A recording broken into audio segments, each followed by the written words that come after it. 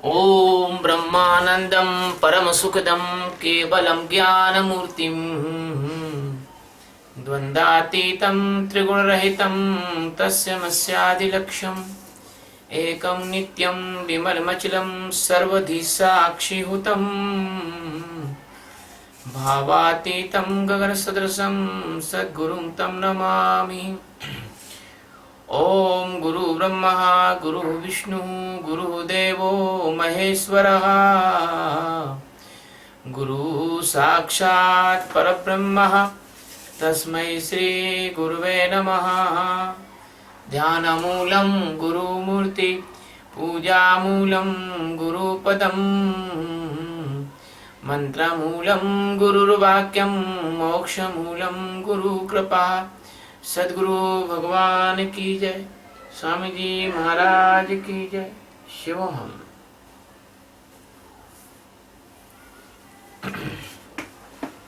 आज हम गीता के 7वें अध्याय का 8वां श्लोक ले रहे हैं। भगवान कहते हैं कि रसा अहम अप्सु कौन्तेयः प्रभा अस्मि शशि सूर्ययो प्रभव सर्ववेदेषु प्रणव सर्ववेदेषु शब्दखे पौरुषं नशु। रसः रसा मतलब रस हूँ, अप्सु यानी जल में, रस हूँ अप्सु जल में, कौन्तेय है अर्जुन, अहम यानी मैं, प्रभा यानी प्रकाश, अस्मि यानी हूँ, शशि सूर्य यो चंद्रमा और सूर्य में, प्रणव ओंकार हूँ, सर्व वेदेषु समस्त वेदों में,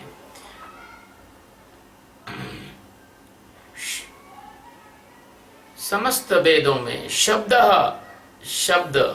खे यानी आकाश में, पौरुषम यानी पुरुषत्व हूं, नशु यानी पुरुषों में।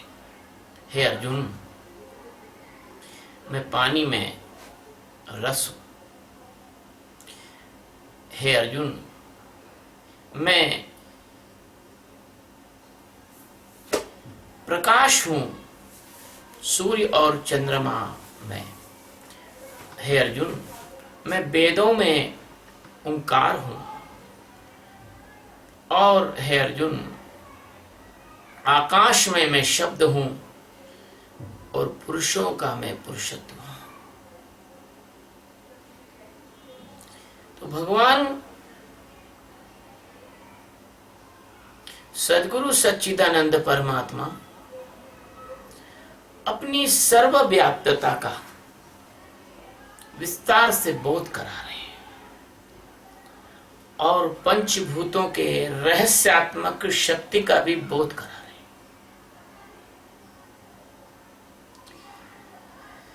हैं। भगवान सच्चिदानंद परमात्मा जिनका आज तक किसी ने और छोर नहीं जाना, शारद श्रुति शेषा ऋषि अशेषा जा कहो कोई नहीं जाना।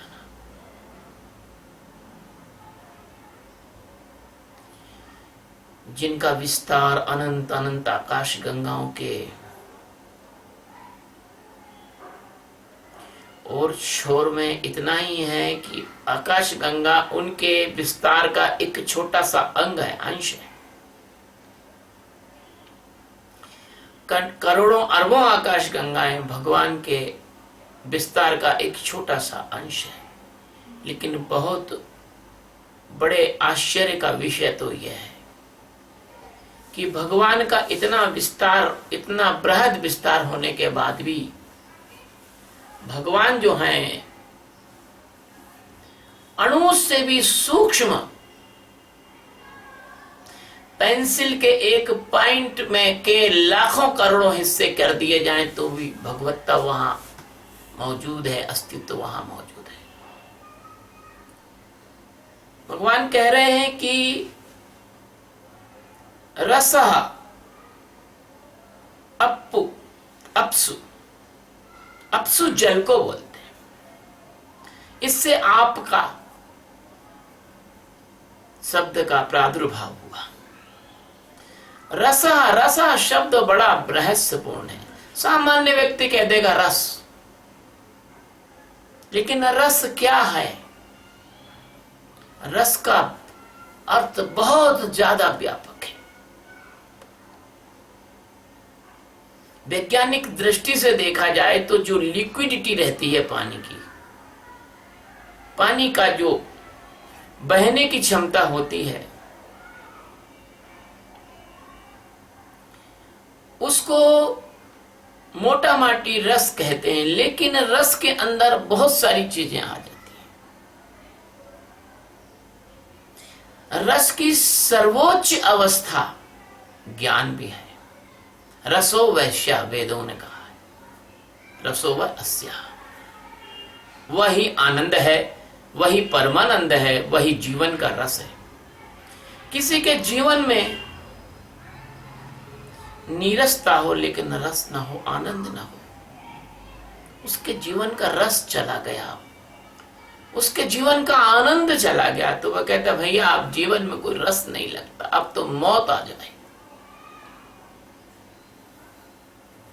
रस, पानी में रस कैसा है? नदियां बहती हैं, बर्फ की चट्टान,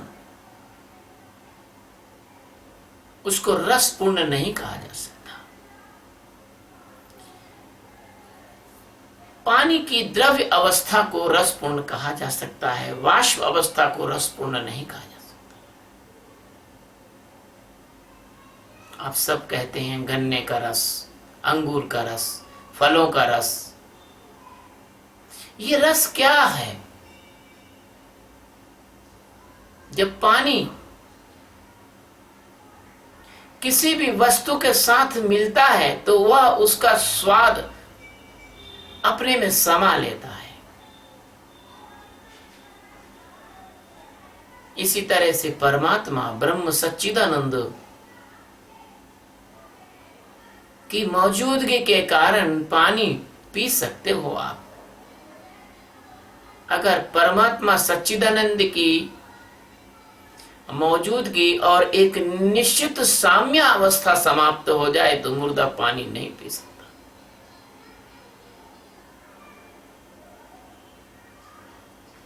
तो पानी एक उदाहरण है उस साम्य अवस्था का जो जीवन को स्थापित करती है।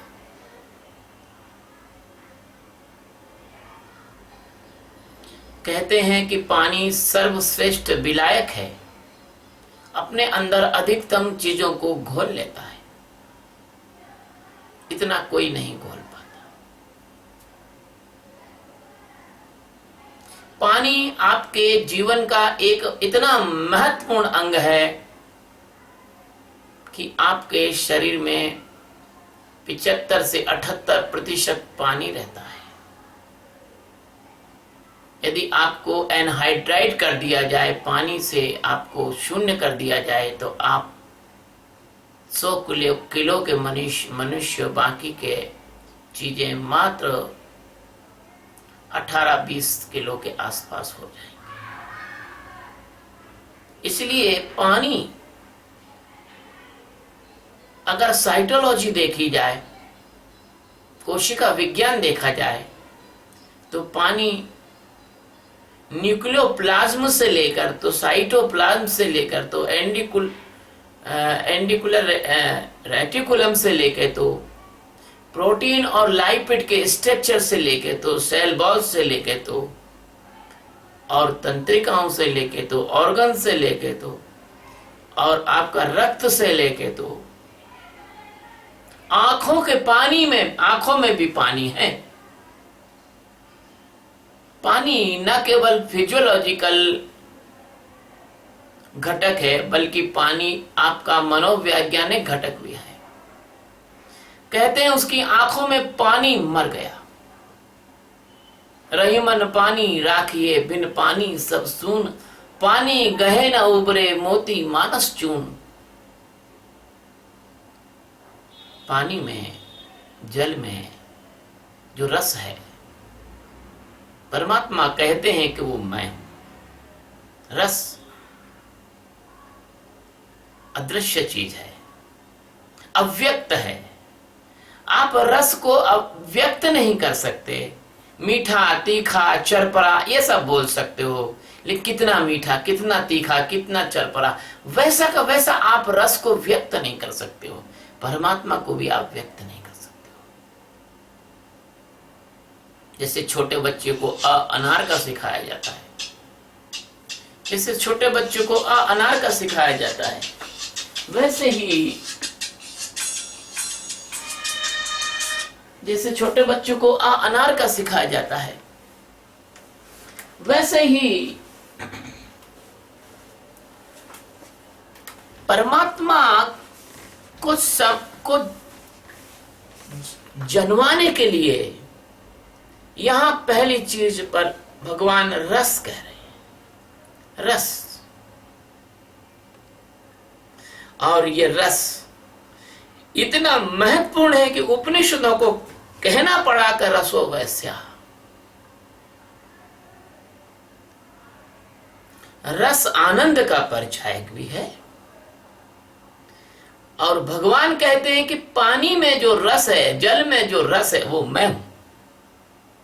इसके कई गहरे अर्थ हैं। बेटा, जिंदा हो तो ही तो पानी का रस ले सकते हो, और पानी है तो ही जिंदा हो। और पानी की तरलता के कारण ही तुम्हारा शरीर का सारा संयोजन है, और पानी की रसपूर्णता के कारण ही तुम्हारे जीवन का रस है। मुझे एक बहुत पुरानी बात याद आती है। एक बिंदु कवि हुए, बहुत पहले की बात है, अब तो नए लोग उनको जानते भी ना होंगे। एक बिंदु कवि ने एक कविता का अंश लिखा। उन्होंने कहा, एक बिंदु का जगत पसारा, एक बिंदु घट घट से न्यारा।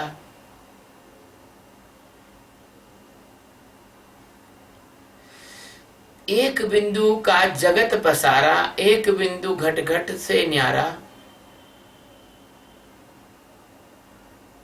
तो यह जो बिंदु है पानी, इस पानी का बहुत ज्यादा व्यापक अर्थ है। इस रस का भी बहुत ज्यादा व्यापक अर्थ है। ये सृष्टि पानी से बनी है, सब समझते हैं, सब जानते हैं। इस बात को अब आगे नहीं कहना,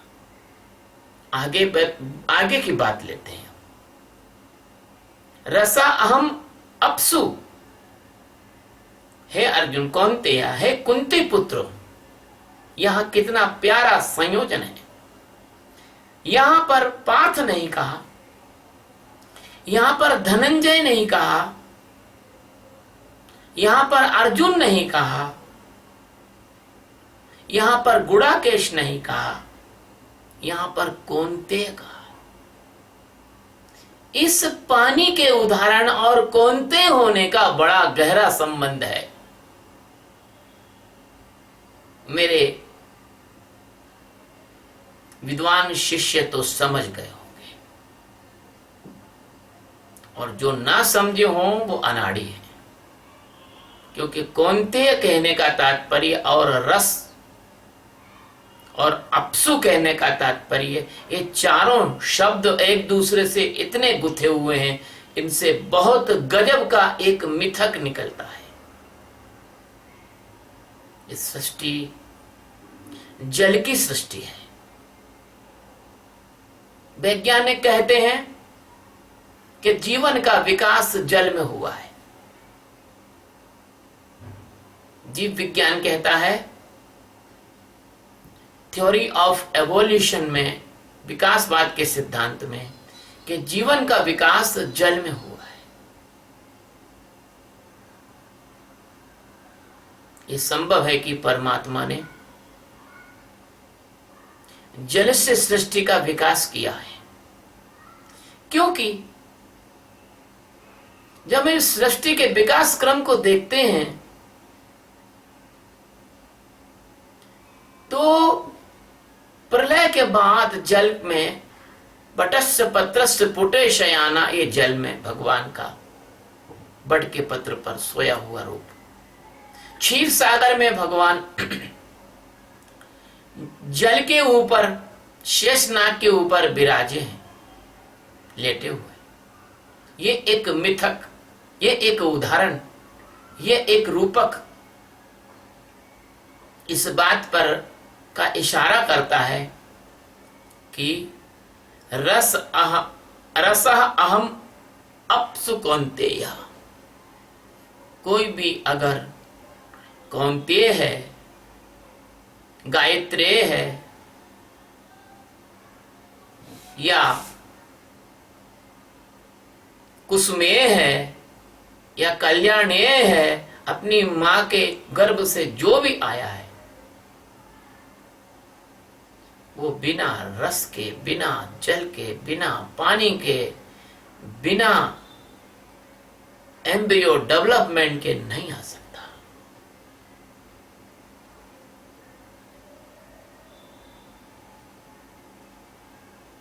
कोई भी व्यक्ति माता पिता के अणुओं से निर्मित होकर जब गर्भ में निवास करता है तो उसके चारों तरफ पानी की एक झिल्ली होती है। उस पानी में मछली की तरह विकास करता हुआ, फिर मेढक की तरह, फिर श्री सर्प की तरह, फिर मनुष्य के मैमल की तरह, स्तनपायी जीव की तरह उसका यह विकास क्रम होता है। भगवान के समस्त अवतार भी इसी विकास क्रम में छिपे हुए। आप ये मत सोचना कि पाश्चात्य देशों के वैज्ञानिकों ने ये विकास क्रम चुना होगा। नहीं, भगवान के अवतार देखो, जो उनका क्रम देखो, वो इस बात का द्योतक है कि वही क्रम थ्योरी ऑफ डेवलपमेंट में, एवोल्यूशन में मिलता है। इसलिए विश्व के वैज्ञानिकों ने जो भी खोजा है वो हमारे ऋषि मुनियों ने हजारों लाखों वर्ष पहले खोज लिया था। अगला है प्रणव सर्वभूतेषु रसा अहम अप्सु कौन्तेयः प्रभा अस्मि शशि सूर्य। स्थूल से थोड़ा सूक्ष्म की तरफ भगवान ले गए, मतलब 1 से 100 पे चले गए। भगवान कहते हैं कि सूर्य चंद्र में जो प्रभा है, प्रकाश है, वो मैं ही हूं। अब आप कहेंगे कि भैया क्या सूर्य चंद्र में जो प्रकाश है, सूर्य में प्रकाश तो हाइड्रोजन के फ्यूजन से हीलियम बनने से आता है, और चंद्रमा में प्रकाश सिर्फ दर्पण की तरह एक रिफ्लेक्शन है। लेकिन सूर्य यदि गुरु है तो चंद्रमा उसका चेला है। सूर्य में जब हाइड्रोजन और हाइड्रोजन का फ्यूजन होता है, संलग्नीकरण होता है, 2 हाइड्रोजन मिलकर हीलियम बनाते हैं, उनके अणु, हीलियम का नाभिक बनता है। उससे जो ऊर्जा निकलती है, असीमित ऊर्जा निकलती है। ऐसे हाइड्रोजन बम सूर्य में चलते रहते हैं। भैया ये हाइड्रोजन बम से ऊर्जा निकलना ये किसने बनाया? इसका नियामक कौन? ये ऐसी तो घटना घटित नहीं हो सकती। कोई तो उसका स्क्रिप्ट लिखने वाला होगा, और कहीं तो इस हाइड्रोजन हीलियम के बनने से जो प्रभा उत्पन्न होती है, वो प्रभा हाइड्रोजन हीलियम के संलयन से जो ऊर्जा उत्पन्न होती है, जो गर्मी उत्पन्न होती है, जो प्रभा उत्पन्न होती है, वो हाइड्रोजन हीलियम के संलयन से आगे चलकर हीट और हीट से गर्मी से आगे चलकर प्रभा, प्रभा यानी प्रकाश, प्रकाश जीवी। और एक प्रकाश शब्द से आप परिचित हो, लेकिन प्रभा शब्द से आप परिचित नहीं हो। प्रभा और भी रहस्यमय शब्द है, उसका अर्थ केवल प्रकाश नहीं है। प्र और भा दो शब्द हैं। प्र यानी विशिष्ट रूप से, भा यानी भासना यानी जानना। यहां पर सूर्य चंद्र का तात्पर्य सिर्फ बाहर नहीं है। आपके अंदर एक सूर्य नाड़ी है और आपके अंदर एक चंद्र नाड़ी है। इड़ा, पिंगला और सुषुम्ना, ये आपके स्पाइनल कॉर्ड में, आपकी मेरुरज्जु में ये दो नाड़ियां हैं, इड़ा और पिंगला, और बीच में है सुषुम्ना। और पिट्यूटरी ग्लैंड से जो सीक्रेशन निकलता है वो अधिकतर सूर्य नाड़ी पे चला जाता है, और सूर्य नाड़ी से में जाने के कारण से व्यक्ति को योग सिद्धि नहीं हो पाती, उसको चंद्र नाड़ी की तरफ मोड़ना पड़ता है। ये योग का रहस्य है। हठ योग का यह हठ योग का नाथ संप्रदाय का एक रहस्यपूर्ण साधन है। तो इड़ा और पिंगला से हटकर जब हम सुषुम्ना की ओर चलते हैं तो सूर्य है, चंद्र है इड़ा पिंगला, और सुषुम्ना है उसकी प्रभा। सुषुम्ना को ब्रह्म का स्थान माना गया है। सुषुम्ना में जीना यानी उस समय ध्यान बड़ा अच्छा लगता है। जब सुषुम्ना चल रही हो तो ध्यान करना अच्छा रहता है। जब सूर्य नाड़ी चल रही हो तो कार्य करना ठीक है। जब चंद्र नाड़ी चल रही हो तो विश्राम करना चाहिए। और जब सुषुम्ना नाड़ी चल रही हो तब तो भगवान का ध्यान करने में बड़ी सहायता होती है। तो ये गहरा जो अर्थ है, भगवान कहते हैं कि प्रभा अस्मि शशि सूर्य, मैं सूर्य और चंद्रमा की प्रभा हूं। बाहर का सूर्य चंद्रमा तो ठीक है, समझ में आता है, लेकिन अंदर के सूर्य चंद्रमा से, परमात्मा के इस रहस्यपूर्ण ज्ञान से और आपके संसार के लोग पूर्णतः अपरिचित जैसे हैं। कोई योगी भी इस सूर्य नाड़ी और चंद्र नाड़ी का भेदन करके सुषुम्ना में जब प्रवेश करता है, लोगों ने उसका एक एडवर्टाइजमेंट बना लिया, बोले कुंडली जगाना। परमात्मा सूर्य के जानने और चंद्र के जानने के साथ में सुषुम्ना को जानने में भी परमात्मा है। उसको कहा गया है प्रभा। जब प्रभासित होता है, जब परमात्मा भासता है, ध्यान के बाद जो भान अवस्था आती है उसको कहते हैं भगवान के, वो भान अवस्था मैं हूं। समझे आप? गीता में पूरा रहस्य लिखा है, लेकिन समझने वाले नहीं जो समझने वाले हैं वो समझते नहीं है। कुछ तो भी समझ के लोगों को कुछ भी समझाते रहते हैं। गीता में संपूर्ण रहस्य हर चीज का। तो भगवान आगे क्या कहते हैं? प्रणव सर्व वेदेषु। सामान्य व्यक्ति तो कह देगा कि मैं तो ओंकार हूं, वेदों में ओंकार हूं। ये तो ऐसा हो जाएगा जैसे कोई व्यक्ति को 8वीं 9वीं कक्षा में पढ़ा दिया जाता है फंडामेंटल मोटी मोटी चीजें, लेकिन वही चीज जो आप 8वीं में पढ़े हैं, वही चीज जब MSc में जाके PhD करते हो आप, तब आप कहते हो अरे दैया इतना बारीक था ये तो जो है प्रणव का अर्थ भी बड़ा व्यापक है। अगर मोटे रूप में कहा जाए तो जो एक वैज्ञानिक कहते हैं कि बिग बैंग की एक घटना हुई,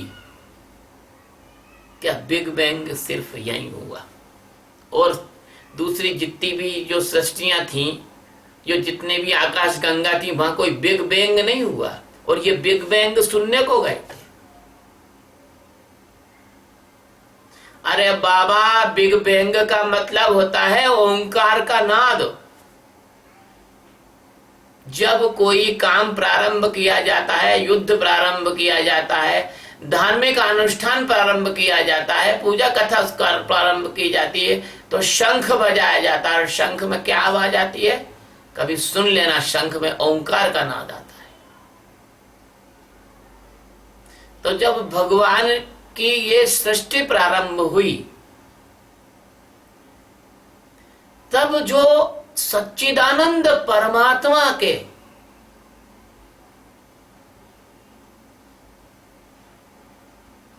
और इस सृष्टि के प्रारंभ का जो अनुनाद हुआ कि भगवान सच्चिदानंद परमात्मा ने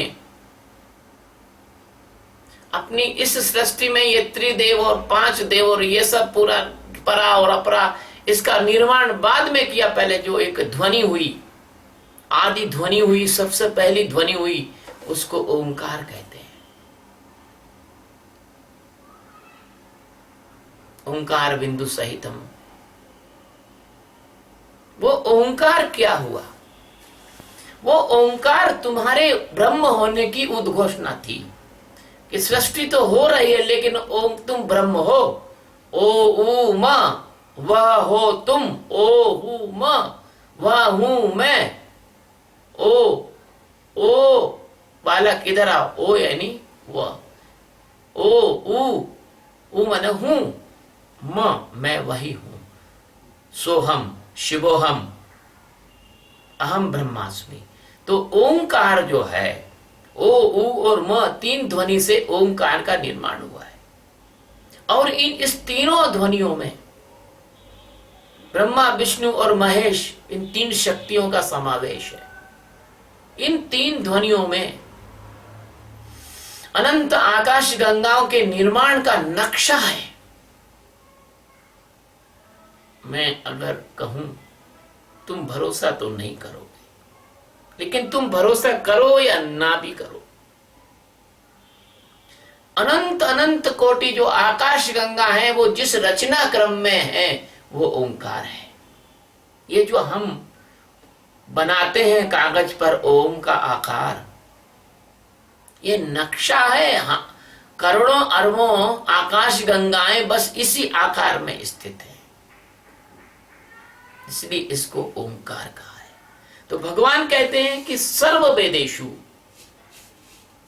अगर आप वेद नाम, ऋग्वेद, यजुर्वेद, सामवेद, अथर्ववेद, इसका नाम वेद मात्र नहीं है। ये तो 4 विभाग हैं ज्ञान के,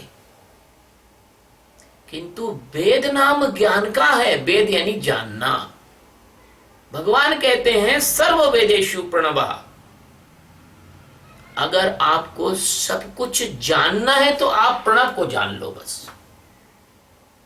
और आत्म साक्षात्कार इतनी गहरी और अद्वितीय घटना है कि आत्मज्ञानी सब कुछ जान लेता है। प्रणव सर्व वेदेषु, सब कुछ जान लेता है। कैसे जान लेता है? वह यह जान लेता है कि वो ब्रह्म है। इसको कहते हैं प्रणव। अहम ब्रह्मास्मि। एक बहुत विचित्र बात है, अक्सर कोई भी आत्मज्ञानी या ब्रह्मवेत्ता संत बोलता है तो उसको सुनने वाले ये सोचते हैं कि ये व्यक्ति अहंकारी है, क्योंकि इतनी बड़ी घोषणा कोई दूसरा नहीं करता। कोई कहता है मेरे पास 100 करोड़ रुपए हैं, कोई कहता है मेरे पास 100 अरब रुपए हैं, कोई कहता है मेरे पास 60 अरब रुपए हैं, कोई कहता है 600 अरब रुपए हैं, कोई कहता है मैं इस पृथ्वी का इतना बड़ा सम्राट हूं, मेरे पास 10,000 परमाणु बम हैं और 5,000 मिसाइल हैं इंटरकॉन्टिनेंटल, मैं चाहूं तो उस पृथ्वी के हर देश को भस्म कर सकता हूं। लेकिन तुम तुम्हारे अज्ञान को भस्म नहीं कर सकते हो। लेकिन ब्रह्मवेत्ता ने चूंकि अपने अज्ञान को भस्म किया है और वो परमात्मा में जागा है, इसलिए चूंकि तुम अहंकारी हो, इसलिए ब्रह्मवेत्ता की बात तुमको अहंकारी लगती है। जो अज्ञानी होगा वो ब्रह्मवेत्ता को अहंकारी समझेगा। जो जिज्ञासु नहीं होगा वो ब्रह्मवेत्ता को अहंकारी समझेगा।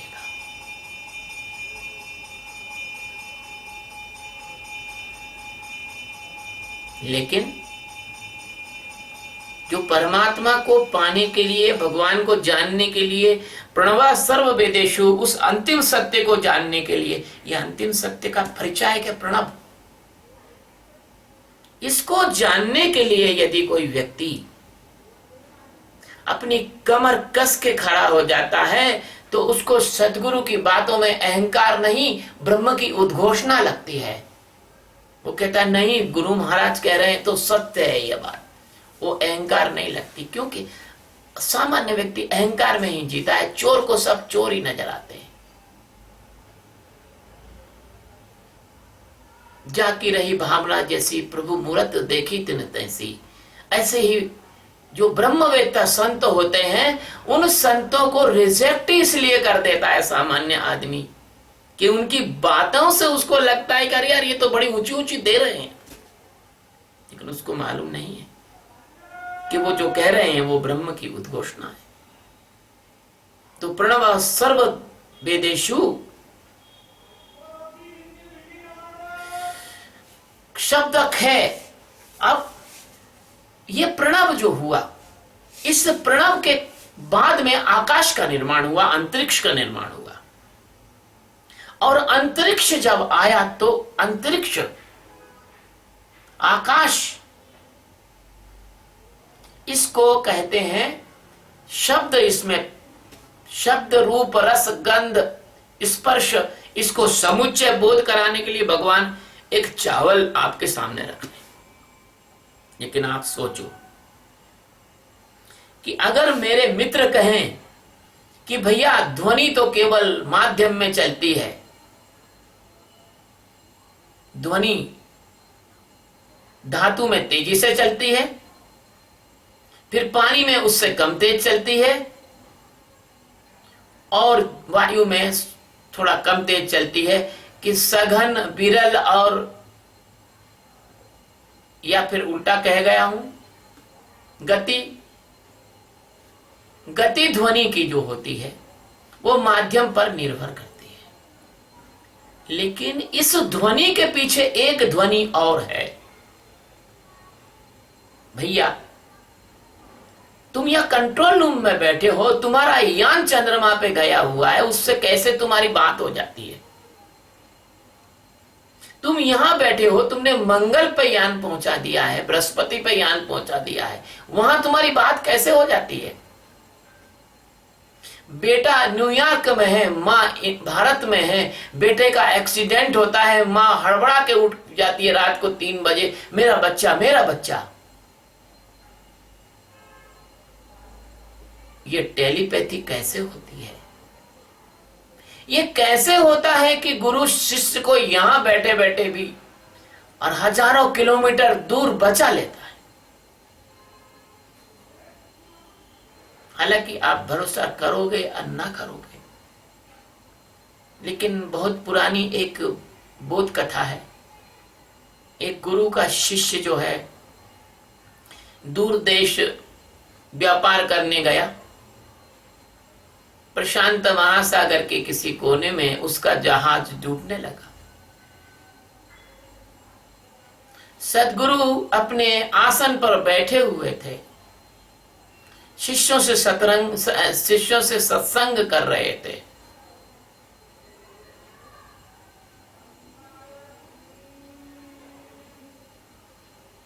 उन्होंने अपने आसन के नीचे हाथ डाला और जब हाथ निकाला तो हाथ गीला था, और वहां वो जहाज जो डूब रहा था, गुरु महाराज की कृपा से वो जहाज जो है डूबने से बच गया।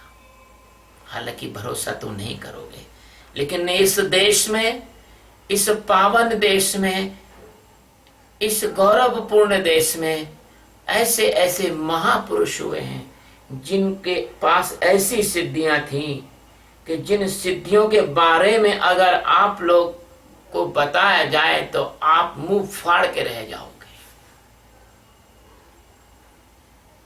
इन सिद्धियों की बात मैं यहां करना नहीं चाहता हूं, विषय लंबा हो जाएगा। तो भगवान कहते हैं कि शब्द खे, तो ये शब्द केवल आपकी भाषा, बोली, ध्वनि, ये इसके शब्द नहीं है। परा, अपरा, मध्यमा, बैखरी, ये जो आपकी वाणियां हैं, परावाणी, परा, पंचंती, मध्यमा, बैखरी, ये आपकी वाणियां हैं। ये मात्र शब्द नहीं है। शब्द तो आपकी मोबाइल पर आने वाली तरंगे भी हैं, इलेक्ट्रोमैग्नेटिक वेव्स ही हैं। शब्द तो आपका लेजर भी है। शब्द तो आपके और भी ज्यादा गहरे कम्युनिकेशन के साधन, जिनको मैं नहीं जानता, जिनके नाम नहीं जानता हूं, वो भी शब्द हैं। और फिर निशब्द भी शब्द है। और आकाश क्या है? आकाश परमात्मा का वह सूक्ष्म प्रतीक है जहां पर लगभग लगभग सब समाप्त होता है, सब कुछ खाली होता है। आकाश तो ध्यानी के हृदय की अवस्था है। तो कहते हैं कि प्रभा शब्द खे, आकाश में शब्द हूं। भगवान की मौजूदगी है। रस में, जल में रस, सूर्य चंद्र में उनकी प्रभा, ज्ञान की अवस्थाओं में प्रणव, आकाश में शब्द। और अब आखिरी बात में भगवान इस श्लोक में क्या कहते हैं? पौरुषम, पौरुषम नशु। नशु पुरुष को कहा गया है। पौरुषम यानी उसका पुरुषत्व कहा गया है। पुरुषत्व का मतलब ये नहीं कि आप में स्पर्मेटोजेनेसिस हो रहा है, शुक्राणु निर्माण हो रहा है तो आप पुरुष हो, नहीं। जो व्यक्ति अदम्य साहस से भरा हुआ हो और अदम्य साहस से भरा होकर और एक अंतिम संकल्प करे कि चाहे कुछ भी हो जाए, मैं मरने के पहले आत्म साक्षात्कार करूंगा, ये है पुरुषत्व। वैसे तो इसका वर्णन अपन कर सकते हैं, स्त्री पुरुष के रूप में भी कर सकते हैं, ताकत और साहस के रूप में भी कर सकते हैं, योद्धा के रूप में भी कर सकते हैं, कुछ जीतने जातने के रूप में भी कर सकते हैं। लेकिन सबसे ज्यादा अगर कोई पुरुष है तो वो वही है जिसने आत्मज्ञान प्राप्त कर लिया। मुझे एक छोटी सी बात याद आती है, फिर इस श्लोक को पूरा करेंगे। सिकंदर जब जीत कर लौटा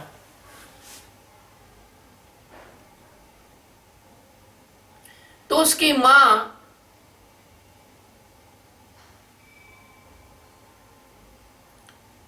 मां से वो बोलता है कि मां, मैं इतना इतना भूभाग जीत कर आया हूं, मैं विश्व विजेता हो गया हूं।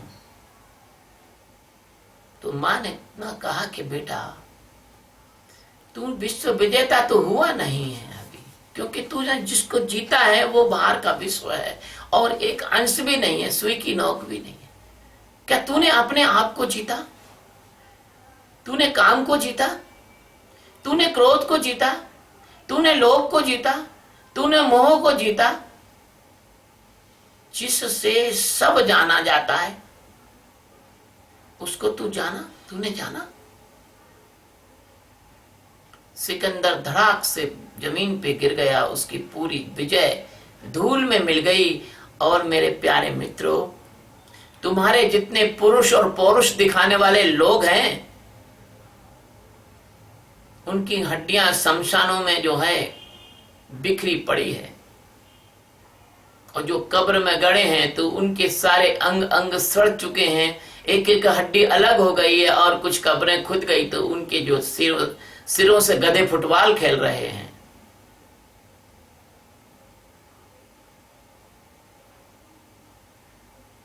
इतिहास उठा के देख लो, सम्राटों के सिरों को लोग पैरों से रौंद रहे हैं। ये पुरुषत्व नहीं होता। पुरुषत्व तो वही होता है जो व्यक्ति अपने आत्मज्ञान में जाग गया हो, जो अपने स्वरूप में जाग गया हो, जिसने उस परम पुरुष परमात्मा का दर्शन कर लिया हो। परम पुरुष श्री सतगुरु, परम धाम सुख धाम, और जिन्हें आप्यो भान निज तेने सदा प्रणाम। गुरु महाराज जी पुरुष हैं, बाकी सारा जगत स्त्री है। इस सदगुरु जिसने अपने आत्मस्वरूप को जाना है और आपको जन्मा रहा है, वो स्वयं पुरुष है, आपको पुरुषत्व दे रहा है। मुझे क्षमा करना, ऐसा कह के मैं माताओं को का वो नहीं कर रहा हूं, लेकिन जो आत्मा है आपके अंदर,